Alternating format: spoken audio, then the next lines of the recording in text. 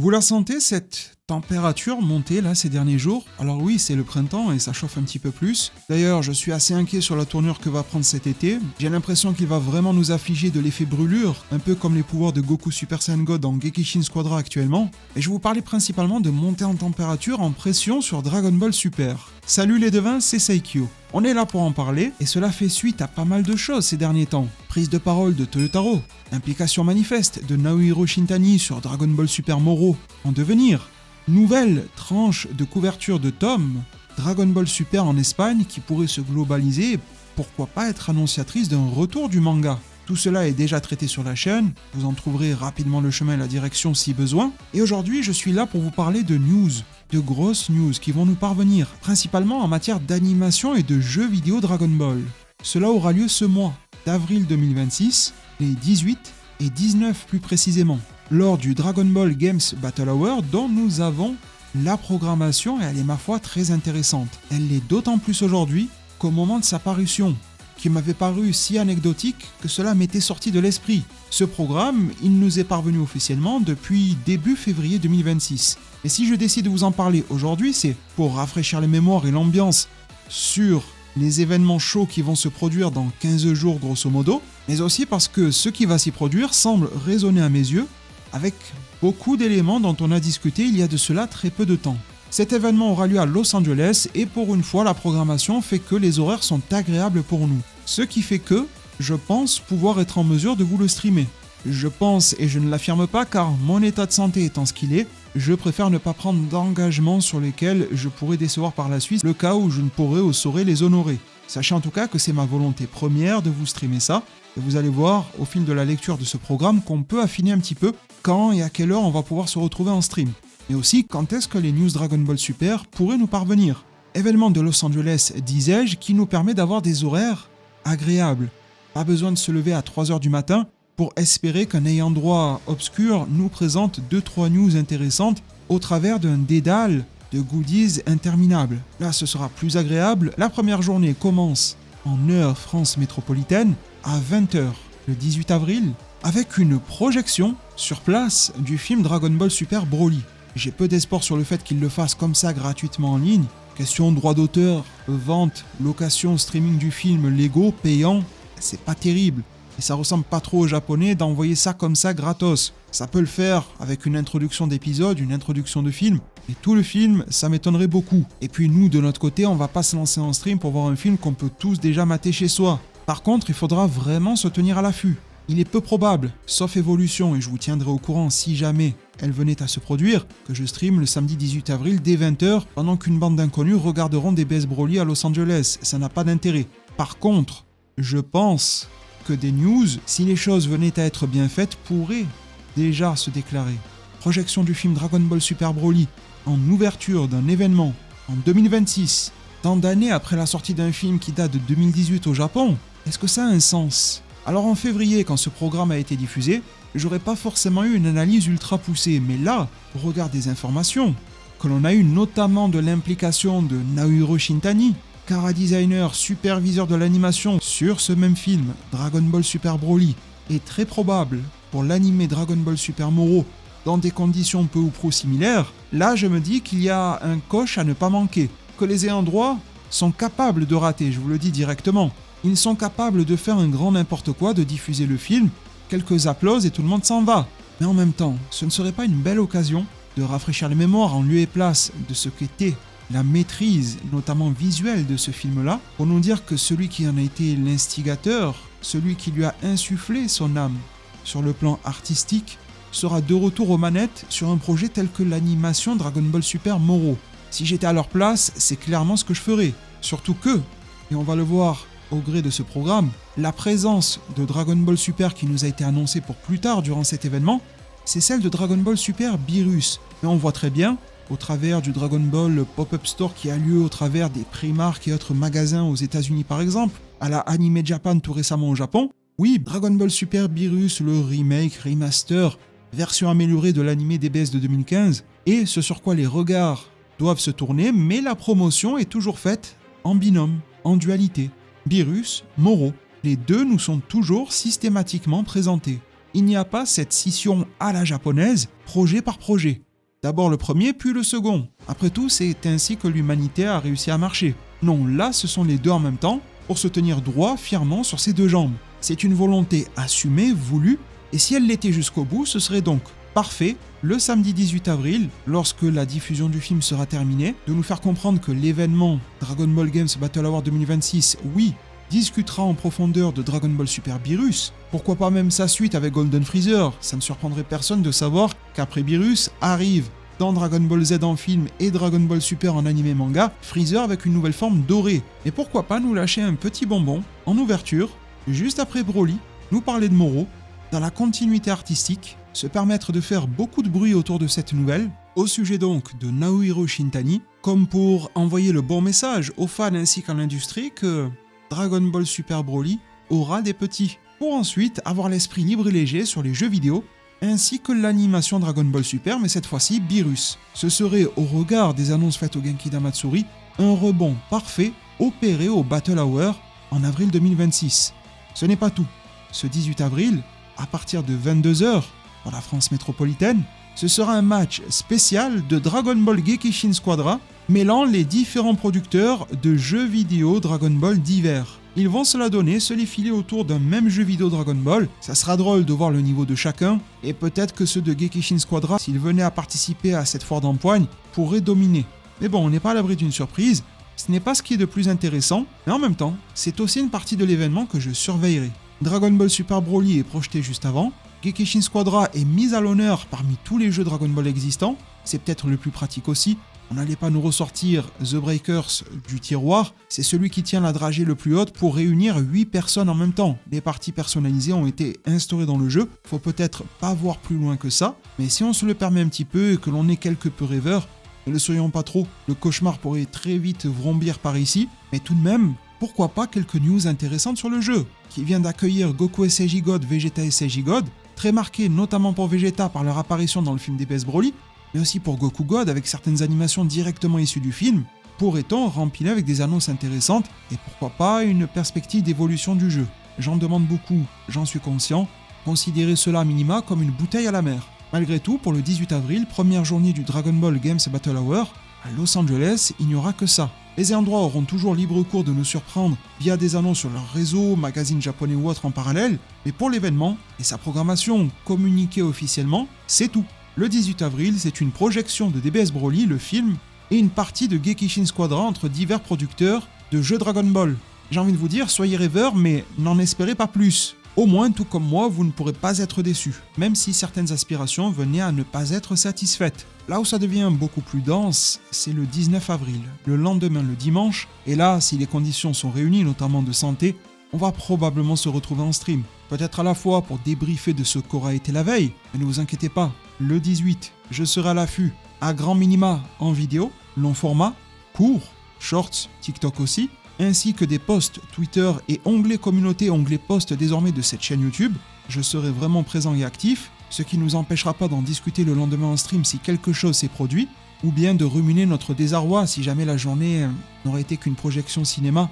De haute volée certes, mais quand même assez datée, ainsi qu'une partie assez anecdotique de Gekishin Squadra. Ça sera assez maigrelet. Mais le 19, ça ouvre le bal à 18h. 2 heures plus tôt donc, avec le tournoi Dragon Ball FighterZ Masters Showdown. Ce sont visiblement des sortes de qualifications à cet horaire-là, et Dragon Ball FighterZ reviendra ensuite. Donc si vous attendez des infos sur FighterZ, c'est probablement le 19 avril, et ça sera probablement plutôt en fin de soirée. Pas forcément avec le premier tournoi d'ouverture qui lui est plutôt là pour des qualifs. Si vous voulez en savoir plus sur les ouvertures que le jeu va se permettre à l'avenir, ça sera plutôt, je crois, en fin de soirée. En tout cas, la jurisprudence nous indique que lors des tournois Fighters, c'est plutôt à la fin, comme le dit le proverbe, que l'orchestre est payé, mais que les joueurs sont aussi rassasiés.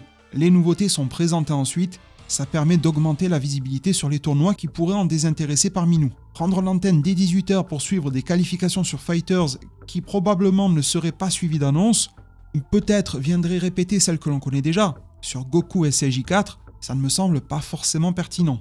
Par contre, 22h15, suite du planning, Dragon Ball Super spécial panel. Ils nous disent « Ne manquez pas les dernières nouvelles sur Dragon Ball Super Beerus, la nouvelle édition améliorée de l'anime Dragon Ball Super, révélée pour la première fois lors du Genki Damatsuri le 25 janvier. Donc là, on est totalement au rebond de l'événement précédent. Tel Gogeta dans la version française qui reprend la main sur Paul Quan, le Battle Hour est là pour nous apporter la suite des festivités sur l'animé Dragon Ball Super, Beerus. J'espère sincèrement que ça sera le festin, qui vont pouvoir rentrer dans les détails, à la fois techniques, mais aussi ceux qui parleraient un petit peu plus au grand public. Scénario, visuel, pourquoi pas nous teaser un minimum sur l'inédit, sur ce qui proviendrait de la version manga, sur ce qui a pu être ajouté de manière totalement inédite pour cette version-là, et, je l'ai déjà dit, une ouverture vers l'arc Freezer, car sincèrement, 6 épisodes de Dragon Ball Super Beerus, on en fait relativement vite le tour, pour une histoire qui nous parviendra pour la 4e fois dans des formats principaux d'adaptation.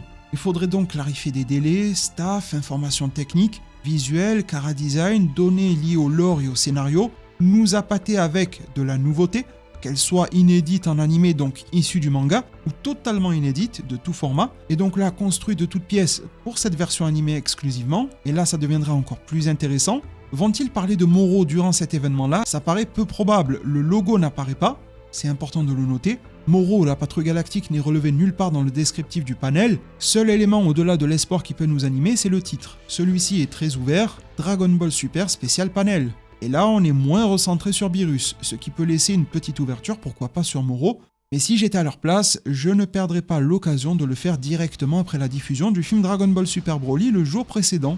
Je trouverais que ça serait très très beau, et presque symbolique et emblématique pour ce qu'ont été les travaux de Monsieur Shintani jusque-là, et valoriser leurs évolutions à venir. S'ils veulent en reparler durant le panel dédié à Beerus, pourquoi pas, mais j'ai l'impression que le chat destructeur de l'univers 7 sera vraiment la star de ce panel. Ensuite, à 22h35, donc c'est court, c'est aussi ça qui me met la puce à l'oreille sur le fait que Moro serait absent de ce Dragon Ball Super Spécial Panel, car on va en discuter pendant 20 minutes, 22h15 à 22h35. 20 minutes plus tard donc, même pas le temps d'exploiter certaines fusions dans Dragon Ball, ou même pas le temps pour Whis de passer de la planète de Beerus jusqu'à la Terre, que démarrent les Battle Hour Times à 22h35, et on devrait y retrouver moultes informations sur plein de jeux vidéo, et sincèrement vous ne voulez pas le rater. Il y aura les classico-classiques Dragon Ball Sparking Zero, Xenoverse 2, Dokkan Battle, Legends, Gekishin Squadra, Supercard Game Fusion World, ou bien l'un des multiples jeux de cartes Game Masters. Mais celui que l'on attend de pied ferme, celui pour lequel des annonces nous ont été promises, celui dont le logo, temporaire certes, figure sur le site officiel pour ces Battle Hour Times, c'est Dragon Ball Projet H1000, le nouveau jeu vidéo Dragon Ball promis pour 2027 et dont tout porte à croire qu'il est Xenoverse 3. Parenthèse personnelle qui vous plaira je l'espère, je ne sais pas si ce jeu sortira sous la dénomination commerciale Xenoverse 3, mais de tous les échos que j'ai eus, en interne, il est mentionné en tant que tel. Donc peut-être qu'au cœur de l'esprit de tel ou tel endroit, de telle ou telle cellule marketing, desquelles je n'ai pas les contacts, le jeu portera un autre titre, mais en interne, j'ai la confirmation qu'il est pleinement considéré comme Xenoverse 3, comme le prochain Xenoverse, le successeur au deuxième, et même si la playlist qui avait fuité sur Bandai Namco était très évocatrice, elle s'appelait Xenoverse 3, j'avais besoin pour ma part de nouvelles confirmations et sachez que moi, de mon côté, je les ai eues. Et je pense que c'est d'ailleurs l'un des éléments que ce Battle Hour peut clarifier, le nom définitif du jeu. Xenoverse 3, Xenoverse Online, Next Xenoverse, allez savoir s'ils veulent temporiser un petit peu, et je pense que ce sera le moment des clarifications, à nouveau du lore, de l'univers, de l'histoire, et le jeu peut et va probablement entretenir beaucoup de mystères, et sachez que j'ai eu beaucoup d'infos sur ce que ce jeu souhaite comporter et incorporer, et ma foi les promesses sont belles. Xenoverse et moi c'est un petit peu comme TK78 et les frites, c'est pas trop mon truc, mais je vous avoue que celui-là, le troisième, il me fait de l'œil. Au regard de sa communication, mais j'avoue et j'admets qu'elle est maigrelette, mais surtout au regard de ce que j'ai pu obtenir comme infos qui sont si croustillantes. Il y a tellement de plans, de projets, de choses déjà intégrées et d'autres en devenir. Il y a tellement d'efforts collaboratifs qui lui sont apportés que je n'attends qu'une seule chose, sa communication le 19, et surtout de pouvoir poser mes yeux et mains dessus. 1 heure sera accordée à cet encart, non des moindres, jeux vidéo Dragon Ball. Pour clôturer sur le retour de Dragon Ball FighterZ, Master Shodown, mais là ce sera la finale. On nous promet 6 joueurs invités, un vainqueur de l'Evo France, un vainqueur des qualifications LCQ, 8 joueurs au total qui participeront au tournoi. Alors je vous le dis direct, je suis zéro en Dragon Ball FighterZ, je n'ai aucun regard technique sur ce jeu-là. Si l'on suit l'événement ensemble, il est probable que ce tournoi, on le mette un petit peu en fond pour discuter des annonces que l'on aurait eues au préalable. Et si l'on va jusqu'au bout, si l'on sent que cette finale n'est pas interminable, parce que c'est déjà arrivé dans le passé quand même, eh bien on ira jusqu'au bout pour voir quelles pourront être les annonces Dragon Ball FighterZ, à condition bien sûr qu'elles n'aient pas déjà eu lieu au préalable. Je remarque aussi que Dragon Ball FighterZ est vraiment détaché dans cet événement. Dans l'heure des Battle Hour Times, il n'est pas listé, il n'est pas référencé. Il a son moment avec le tournoi préalable de qualification à 18h, et revient pour la finale à 23h35. Petit espoir de voir les annonces à son sujet en ouverture d'événement, mais celui que je fonderai le plus, en connaissant les roublards qu'ils sont, ils veulent à tout prix que l'on regarde leur tournoi, eh bien ils vont envoyer les ogives sur Fighters probablement après le tout dernier tournoi après la finale.